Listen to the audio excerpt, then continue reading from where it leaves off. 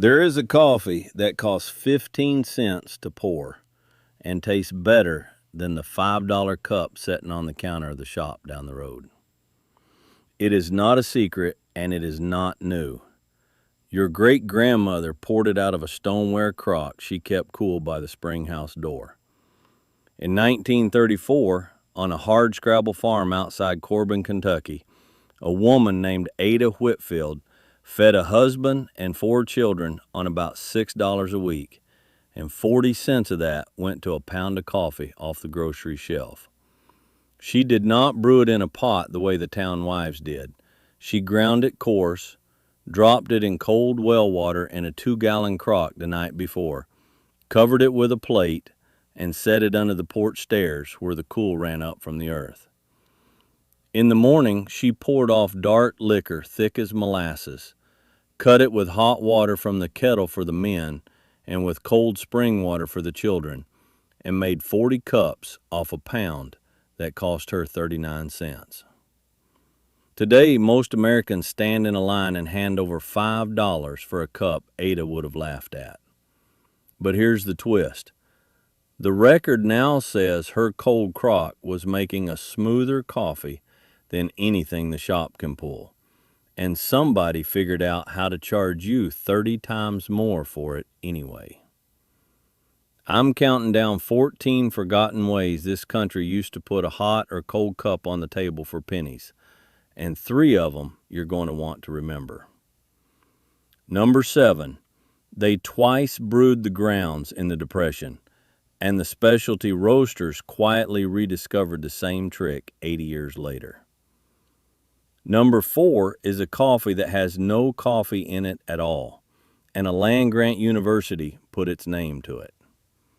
And number 2 is the exact cold crock Ada Whitfield was pouring in 1934, sitting right there on your counter in a mason jar. That one they worked hardest to make you forget. None of these disappeared because they quit tasting good. They disappeared because somebody got rich the day you started buying your coffee by the cup instead of by the pound. That's not on you, friend. They're good at selling. Before we go on, there's something coming for this country, and the news won't say a word about it till it's already on your doorstep. It comes down to one number: 3 days. That's what the stores hold for you. My grandfather Eli's pantry held a winter, and the difference was never money, it was knowing. I'm Silas Mercer, 7th generation on this ridge, and before Eli died, he made me swear that knowing wouldn't die with me. So I set it down, 904 pages of it in one book, silasmercer.shop, links below. All right, back to it. Number 14 is the blue speckled enamel percolator that sat on the back of every wood stove from 1890 to about 1955. Pumping coffee in a slow rolling gurgle all morning long.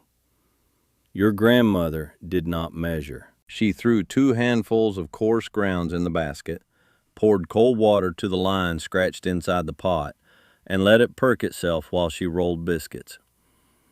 A pound of coffee at 39 cents in 1930 made her 60-some cups. That is under a penny a cup, friend. The percolator got pushed aside in 1972 when Mr. Coffee put the automatic drip machine on the counter, and Joe DiMaggio told you on television it was modern. Modern meant a plastic reservoir, a paper filter you threw away every morning, and a machine you had to replace every 4 years. Cuisinart and Black & Decker got rich. Your grandmother's enamel pot, if you took care of it, outlived her. The percolator is still made. It still works. It still costs about $30 new and lasts 40 years. Grounds, water, fire, coffee. That one they only stopped teaching. The next one, they actually built a whole industry to make sure you never went back. Number 13 is the pound of raw green coffee your great-grandmother roasted herself in a cast iron skillet over low fire, shaking it every 10 seconds until the beans cracked twice and the whole kitchen smelled like heaven. Green coffee cost her about 1/3 what roasted coffee cost. A pound of green beans in 1918 ran about 18 cents against roasted at around 28.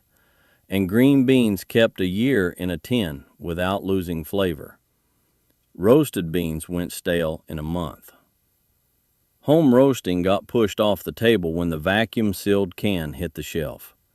Hills Brothers put its first vacuum-packed coffee out in 1900, and by 1920, the branded tin had made home roasting look like drudgery.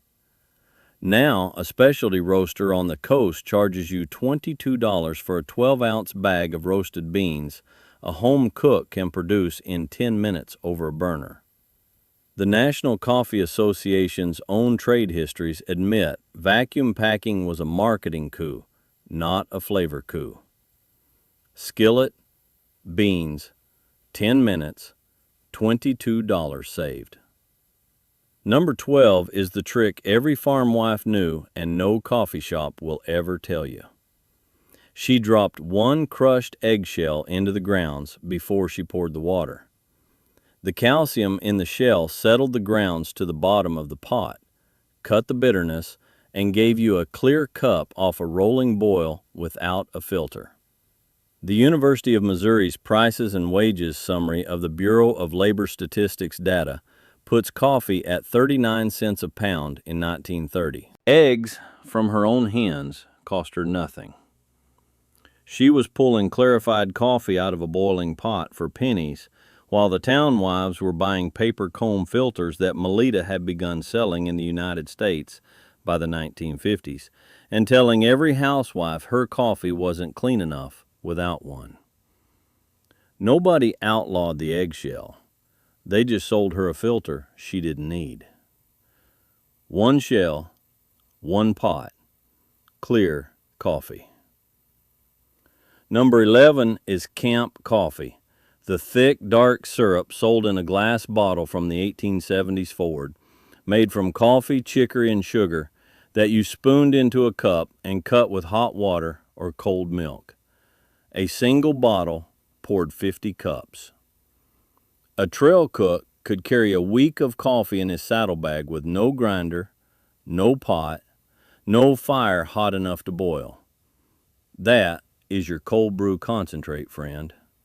Written down in the 1870s. Sitting in a mason jar on your counter today. Same idea, same math. Camp Coffee got pushed off the American shelf when Nescafé landed with instant granules in 1938. Nestle having invented spray drying, a form of coffee that dissolved in hot water alone. The concentrate bottle looked slow next to a teaspoon of powder. But the powder was, and is, the worst tasting coffee ever put in a cup. Ada Whitfield's cold crock was still smoother in 1934 than a jar of Nescafé is today. Bottle, spoon, water, 50 cups. Done. First pattern break, friend. Here is where this stops being quaint kitchen history and starts being the reason somebody got rich selling you the drink your great-grandmother poured for pennies. Every dish above this line, the market made money the day you forgot it. Every dish below this line, they worked harder. Keep counting. Number 10 is not a recipe. It's a proof. In January 1913, the United States Bureau of Labor Statistics recorded the average retail price of ground coffee at 29 9/10 cents a pound. In January 2013, that same bureau recorded it at $5.90 a pound. That's the ingredient. That's not the cup. A pound of coffee brews roughly 60 to 80 6-ounce cups. In 1913, that put the ingredient cost of a home cup under half a cent. In 2013, under a dime. In 2024, at grocery store prices, still about 15 cents. Every cent above 15 cents in your $5 shop cup is ice, milk, a plastic lid, rent on a storefront, and marketing. They will tell you it's the quality. Fine, believe that if you want. 15 cents or $5. Same water. Number 9 is the plastic cone and jar Todd Simpson invented in 1964 in Peru and patented under the name Toddy. He'd tasted cold steeped coffee in the Andes, brought the idea home, and built a home cold brew rig you could buy for $11. 60 years later, every specialty cafe in America runs cold brew off Toddy's exact method. Steep coarse grounds in cold water 12 to 18 hours, strain, keep the concentrate cold, cut it to serve. They charge you $6 a cup for what Todd Simpson sold as a home appliance in 1964 for the price of a movie ticket. The method is not proprietary. The method is not new. 60 years old, $5 a cup. Number 8 is the villain wearing a lab coat. Nestle introduced Nescafé in Switzerland on April 1, 1938. And by 1942, the United States Army was buying it by the millions of pounds for wartime rations because it dissolved in canteen water. That was the pitch. Modern, fast, clean. What they didn't say is that spray drying coffee strips the aromatic oils that make coffee taste like coffee. Every cup of Nescafé for the next 80 years was a lesser drink than the pot your great-grandmother boiled on a wood stove for pennies. Nestle sold you convenience and took the flavor as its cut. It's not a conspiracy. It's a product they had to sell. They sold it. Powder, water, regret. Number 7 pays the teaser. In the Depression, when a pound of coffee at 39 cents was a luxury, every farm wife in this country brewed her grounds twice. Morning pot for the men. Same grounds, fresh water, second pull for the afternoon, and for the children with plenty of milk. She stretched a pound of coffee to 120 cups. The specialty coffee world quietly rediscovered this in the 2010s and gave it a new name. They call it a second extraction and a rebrew, and they charge extra for it in tasting rooms in Portland and Brooklyn. It's the same trick, done for the same reason. The good stuff is still in the grounds after the first pass. Eli wrote this one down in his journal in the winter of '38 when he was 20 years old and had 8 mouths at the table. 2 words next to the recipe: twice through. Same grounds, half the price. Nobody sold it to you. Second pattern break. We are down to the 6 biggest ones now. And this is where the trade committees earn their money. Every drink from here down had a paid campaign built to make you feel behind the times for pouring it at home. Watch it work. Number 6 is the birth of the drink in your thumbnail. The Joint Coffee Trade Publicity Committee, a trade association funded by importers and roasters, spent most of the 1920s running advertising campaigns pushing iced coffee at American soda fountains, where a glass sold for 10 to 15 cents in 1925. That's the moment iced coffee stopped being something a farm wife poured out of a cold crock for free and became something you paid a counterman to hand you in a glass. The committee didn't invent the drink. They put a price tag on it. And every chain coffee shop selling you a $5 iced coffee today is standing on that 1920s campaign. The drink is 100 years old. The markup is 100 years old. Same coffee, same ice, bigger check. Number 5 goes back farther than any of it. In 1840, French Foreign Legion soldiers holed up at the fortress of Mazagran in Algeria, mixed strong coffee concentrate with cold water and sugar, and drank it out of tin cups against the heat. They brought the drink home. Paris cafes were serving Mazagran by the 1850s. The whole cold coffee tradition your Frappuccino descended from started with soldiers who had no ice, no milk, no espresso machine, and no $6. Concentrate, cold water, sugar, a tin cup. That's the drink. Nobody has improved on it in 185 years. They've only marked it up. 1840, tin cup. Still better. Number 4 pays the teaser. It's a coffee that has no coffee in it. Chicory root, dug in the fall, dried, roasted dark in a cast iron skillet, ground, and brewed. New Orleans has drunk it that way since the Union blockade of 1862 cut off the coffee ships, and the city had nothing else. Louisiana State University's Ag Center has published for decades on chicory as a legitimate coffee substitute and coffee extender, noting it contains inulin, a soluble fiber the modern gut health world now sells you in $18 tubs of powder. Your great-grandmother was drinking the fiber for free out of a dirt-cheap root that grows wild on every roadside in America. Chicory got pushed off the table the day coffee got cheap again after 1865, and got shoved off harder when the branded tins hit the shelves in the 1900s. Café du Monde still serves it. Nobody else remembers. A weed, a skillet, a cup, free. Third pattern break, and the last one.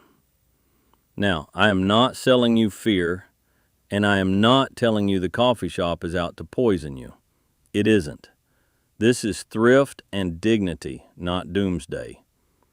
What I am telling you is that from Nestle in 1938 to Starbucks in 1995 to the bottled cold brew aisle right now, somebody has been counting on you forgetting the mason jar. Number 3 is where they counted the loudest. Number 3 is the day iced coffee became a lifestyle. On April 1, 1995, 67 years to the day after Nescafe, Starbucks rolled out the Frappuccino, a blended iced coffee drink priced at just under $3, roughly 6 times the ingredient cost. Within 2 years, it was doing over $100 million in annual sales. Today, the same drink runs about $6 in most cities. The Frappuccino did not invent cold coffee. Ada Whitfield had cold coffee. The French Foreign Legion had cold coffee. What the Frappuccino invented was the idea that cold coffee is worth $6 because the cup has a green straw and a logo on the side. Not a conspiracy, friend, just a very good marketing department. They sold you the ice. They sold you the plastic. They sold you the story. Same crock, $6 straw.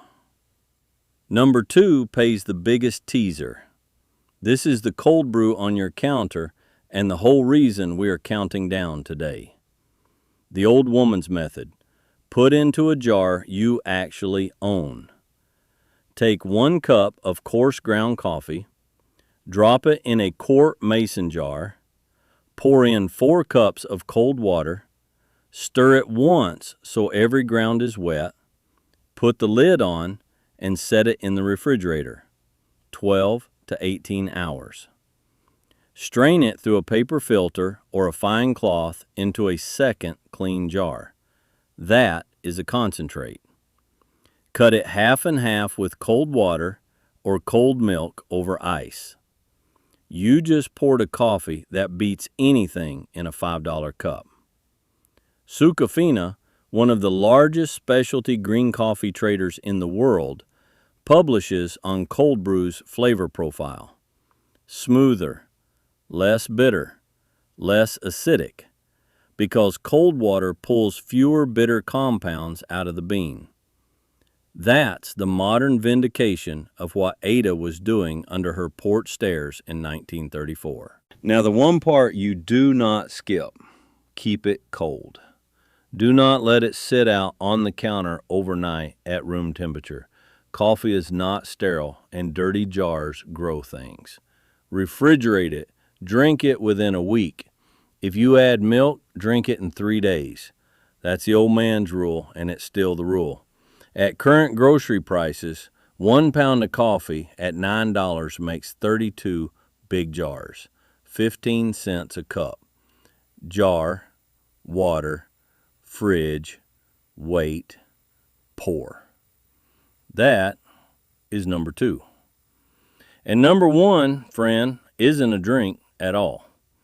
Number 1 is not a coffee. Number 1 is the woman with a crock under her porch stairs who did not need a coffee shop to exist. Number 1 is the whole competence of pouring your own cup, grinding your own beans, or roasting them, or steeping them, or brewing them twice, or cutting a concentrate with cold water, or drying a chicory root off the side of the road and making a drink out of a weed, without a single dollar ever leaving your pocket for a brand. Ada Whitfield, outside Corbin, in 1934, on $6 a week and 40 cents of it for coffee, poured 40 cups off a pound. She was not poor, friend. She was fed, she was watered, she was warm, and she was beholden to nobody. Her husband made it home from the mines to a cup she brewed herself in a crock she owned outright. And no chain, no committee, no bottler, no barista took a nickel from her table. That is the record. The record now says the food and drink they taught you to be ashamed of were better than what replaced them. And the drink your great-grandmother poured out of a 2-gallon crock for pennies is the same drink they charge you $6 for on the corner today. Somebody made money off you forgetting that. It wasn't Ada, and it wasn't you. Now hear me out. I am not telling you the coffee shop is evil. I'm not selling you paranoia, and I'm not your doctor. Some folks are going to keep buying a $5 cup because they like the room, they like the walk, they like the person behind the counter, and that's fine. I'm not asking you to quit. I'm asking you to remember you have a choice, and the choice used to be the default. Pick one. Just one. This week, buy a bag of coarse ground coffee and a 1-quart mason jar. Put 1 cup of grounds in, 4 cups of cold water, cap it, and slide it to the back of the refrigerator on a Sunday night. Monday morning, strain it, cut it half with cold water over ice, and taste what your great-grandmother tasted. That is the whole assignment. If you want to walk further, buy a percolator next month and put it on the back of the stove. I put up a summer's cold brew myself this year, the way Eli would have kept it. 1 jar strained on Sunday, 1 steeping behind it all the way through August. Cost me under $2 a week. Tasted better than the shop, and I know because I checked. Tell me down below, did your grandmother pour coffee out of a crock, out of a pot, off a stove? What did she make that nobody makes anymore? The one that gets the most comments is the one I count down next. Your great-grandmother poured every one of these. Somebody just didn't get the chance to hand them down to you. Now they're yours again. Next time down this ridge, we're counting the 2-cent breakfast foods that fed a family of 9 before school for the price of a modern granola bar. and the year the cereal companies made sure you'd feel bad for putting cornmeal mush on the table instead of a box with a tiger on it. If you want to be here when I pour that one, come on and follow along. There's a lot of us keeping the record, and every one of you who remembers is one more kitchen it doesn't die in. Keep the old ways. They